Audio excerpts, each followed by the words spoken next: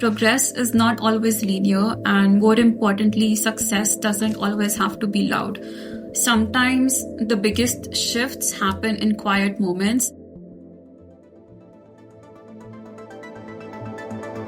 Orbiting 250 miles above, the space station provides us with the ultimate view of planet Earth. From this perspective, we ask our guests to engage with 6 questions that orbit around wonder and stories of hopefulness.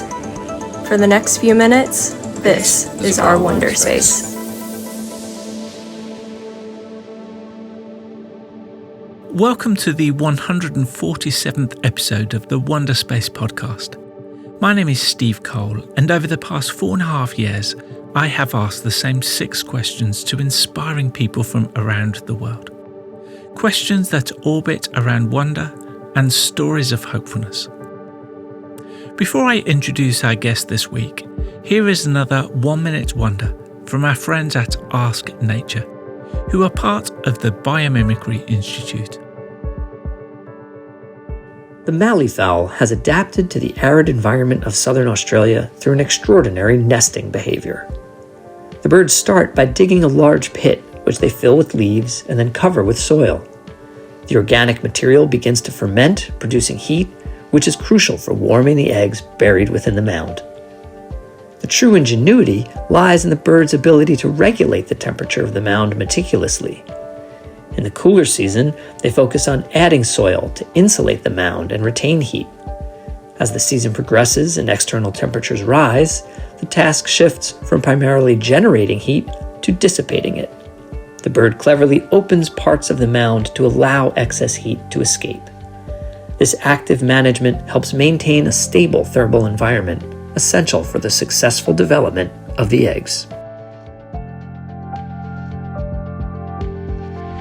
For this Wonderspace episode, we orbit over Delhi in India, which is the home to our guest, Mahak Agrawal.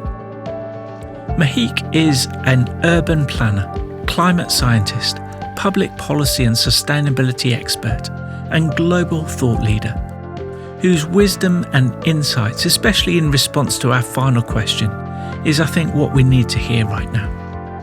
I hope you enjoy this orbit with myself and Mahak.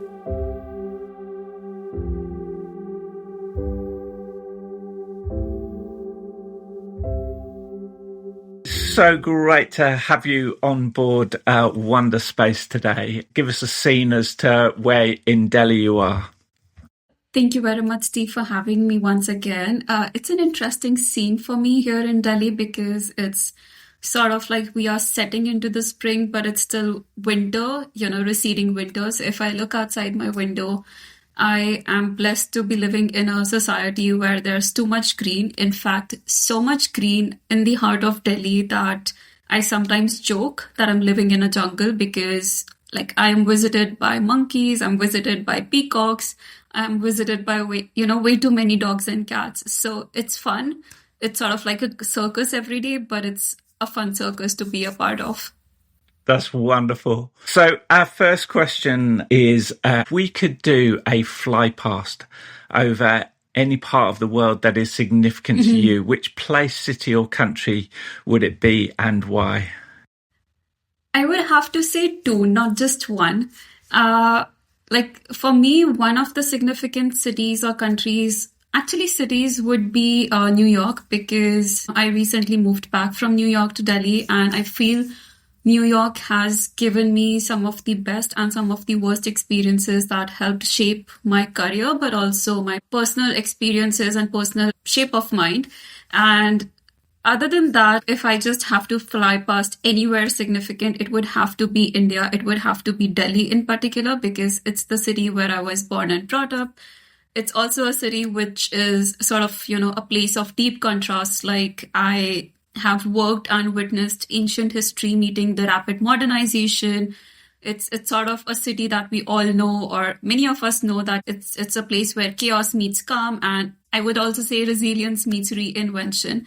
And also, Delhi and India in particular is a place and a country where I learned to navigate complexity, whether it's in terms of dodging auto rickshaws and two-wheelers, or tackling public health, urban sustainability, and climate resilience. So it's just a city and a country that's taught me adaptability. It's taught me resilience as a person, as a professional, and it's just one city that I would fly past at any particular time.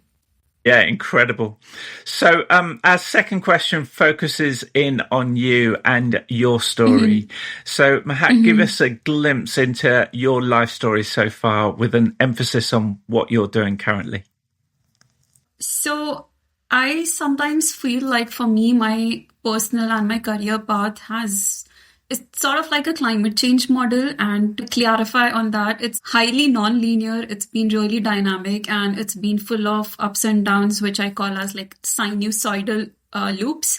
So I have worked across continents on sustainability, on climate action, and as an urban planner, whether it's from high-level policy work at the UN and World Bank, or to grassroots climate advocacy initiatives. But for me, that was not straightforward. Like, I didn't know that I wanted to be in the climate or urban planning space when I was young. I think all of us usually have those crazy dreams that I want to be an astronaut, I want to be a doctor, and I don't know what not. So for me as well, I grew up with an autoimmune disorder, which affected me for more than 18 years. And that sort of pushed me on a personal level to pursue medicine. I did pursue medicine for a year.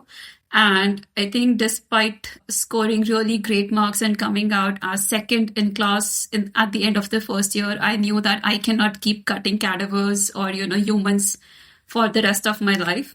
And I decided to move beyond my personal passion to something that was more of a professional passion, to do something creative. That's what led me to urban planning. And then gradually, through networking, through the kind of opportunities that I was open to and was being adaptable to, I started working on climate policy, negotiations, advocacy, hardcore industrial decarbonization. So it's been all over the place, but still at the core of everything, it's got to do with working towards a future where you're trying to bridge the gap between science and the action, whether it's on climate space, whether it's on broader sustainability, or whether it's at cities place. And just one last line on that. Aligned with that, I launched my own personal creative consultancy / initiative, which is called as All Bits Count, or ABC. This was soft launched last year at the UN Summit of the Future during Climate Week in New York, and then officially launched during COP29 in Baku, Azerbaijan. And the whole idea of ABC is that we use art, science, tech, and a bit of humor to debunk myths and simplify the science of sustainability and climate action, because we believe that everyone is talking about the big, bold investments, the big, bold solutions, but at the same time forgetting the small changes, everyday changes that can help bring impact, not just on an individual level, but at institutional, city, and even at a country level. Yeah. So that's the whole purpose of ABC. Wow. And so how do you see that kind of rolling out over the next few years? How do you see that developing? So right now, in the past 3.5 months of our core operations, we transitioned, officially ABC started off as a storytelling framework in 2020 during COVID with the LinkedIn India team. And when we officially converted that into a creative consultancy last year in September and October, the idea was that we will keep ourselves open to the kind of services, the kind of products, and the kind of impact that we are going to offer. So currently, one of our biggest clients is the municipality of Amsterdam, with whom we are working on driving the research on biodiversity and ecosystems at urban scale. We are working on connecting them with the right kind of partners to amplify their work beyond Amsterdam. And other than that, also discussing a couple of things with British Council on capacity building and knowledge exchange, something with the University of Exeter as well. And this year, the idea is, or the goal, in fact, is to get in more great partners, more clients, and also more stories of people and of solutions which often do not get access in the mainstream media. So that's going to be our focus, and hopefully we'll be able to amplify in the coming years as well. Yeah, amazing. A quote that you gave for the Climate Tribe, where you wrote about mastering the strategy to keep moving forward no matter the obstacles, even when climate change decides to shuffle the deck, in your words. Yes, definitely. I think personally and professionally, not just from a climate space, but I think the deck keeps getting shuffled every time that you think that there's going to be stability. And one thing that I have learned, especially I think from my experience going through that autoimmune disorder, was that things might feel really, really awful and you feel like there is no way out. But the only thing you can do with your life on earth is just keep pushing forward, get up and just move forward. It sounds really philosophical, but if you have been through those messes, it just gives you more and more energy and more resilience to never give up and just move forward. Yeah, here we go. The outworking of our third question is such a challenge, but in the context of urgency and in a city of over 20 million people, where is your place of reset and recharge? Quite a few places. It depends upon the need for reset or the stress level at that point of time. So for me, that reset button could be something as small as just, disconnecting from all things digital, being with my parents and my family. It could even be something like picking up the paintbrushes and painting with my mom. Like, we experiment a lot with sustainable art. But if it's sort of the situation that I feel like, okay, I just need to completely disconnect and completely reset, it has to be somewhere really close to an ocean that's clean, or it has to be somewhere in the mountains, preferably mountains, because I feel like I am more of a wintry person, not so much of a summer and sunshine person. So I think for me, mountains are my calling and the best option to reset. Amazing. And what wonder of the natural world excites you the most? I haven't witnessed it, but one of the wonders that I hope to witness in the natural world is bioluminescence. I have chased bioluminescence in Maldives so many times, but I think it's not been my luck to actually witness it.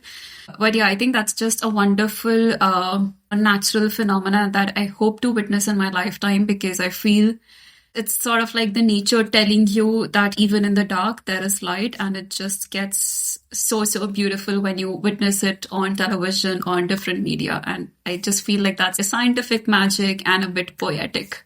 Yeah, beautiful. We have two more questions. This is so good. Our fifth question takes the focus onto someone else and asks, what is your hopeful story that's not your own about a person, business or non-profit who are doing amazing things for the world? So who would you love to give a shout out to today? Okay, that's tough because I think I have so many people or organizations that I want to give a shout out to. Yeah. But I think in general, what gives me hope and keeps me inspired are particularly the small community-led initiatives, whether it's in India, whether it's, initiatives that I have worked with across Africa or in Brazil, and even some recently in South Korea.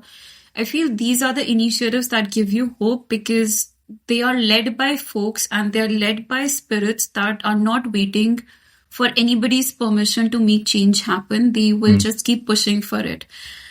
Beyond that, one of the organizations that I have supported in the past is Bare Necessities. They are a zero-waste startup in India that makes sustainability accessible by crafting products that are low-waste. They are almost naturally crafted, and they are sort of proving that ethical business isn't just about, what's possible or what's not possible. It's also about scalability and profitability.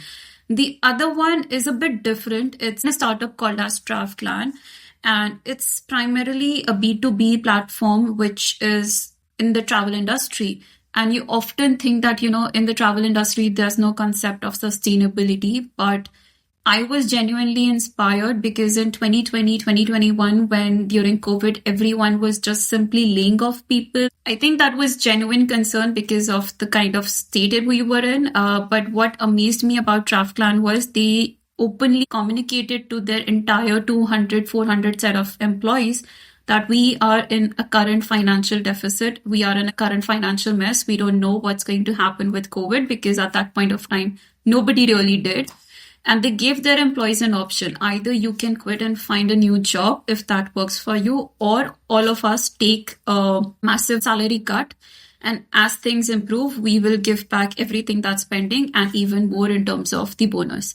And they did deliver on their promise. It was not just a half-baked promise. And hardly 5 or 10% of the folks actually left because of that uncertainty. Rest, everyone retained and is, now in a very good state. So I think that's just the social component of sustainability that I am really, really inspired and hopeful of. That's great. And we'll link to some of those organisations so people can dive in. Yes. And that would be amazing. This has been such an inspiring orbit. As we draw our time to a close and prepare to re-enter the Earth's atmosphere, what insight, wisdom, or question would you like to leave with us? I think more of an insight or just a mantra that I keep reminding myself often, especially in current days, which is that progress is not always linear, and more importantly, success doesn't always have to be loud. Sometimes the biggest shifts happen in quiet moments, and like if we ignore all the social media noise and who's got the highest number of followers, who's getting the most engagements and everything, I just feel like when we try to make something positive as part of a habit, start rethinking the norms and also passing on those ideas, that's how the ripple effect becomes real. It's not just about like what we are seeing in general or, what we are trying to put out on the social media. Yeah, that's so wise.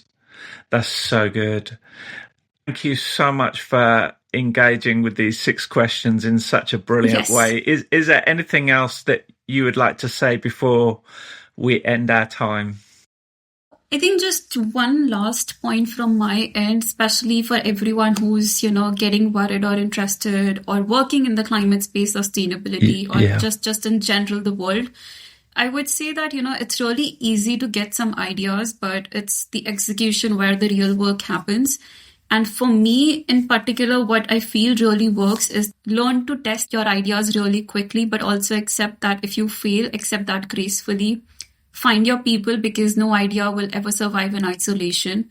And try to make your ideas ridiculously simple and engaging for others to engage. Because if you're not embracing the messy middle, it's really often impossible to actually deliver on your ideas. So I think that would be just my, parting note on anybody who's trying to do something good. Yeah. Well, thank you. That's so wise. And it's been so great to have you on board today. Thank you for helping us to re-wonder, for sharing your stories of hopefulness, but also your wisdom and insight, and raise a mug to everything of what you're pursuing and everything of what you're about. Keep doing it. Thank you very much, Steve. It's been such a pleasure. And thank you very much for that incredible work that you're doing with Wonderspace and beyond Wonderspace. So much appreciate that.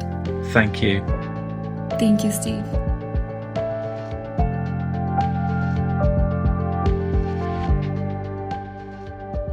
I hope you enjoyed this orbit with Mahak. The transcript, together with all the organisational links, can be found on Mahak's episode page at ourwonder.space. Finally, I'd love to draw your attention to a new networking platform that we have launched to enable everyone to engage with our 5th question on Wonderspace. A networking platform called Someone Else that connects us through the way that we share hopeful stories about others. Go to someoneelse.space, create a simple profile, and upload your hopeful story. Thanks for listening.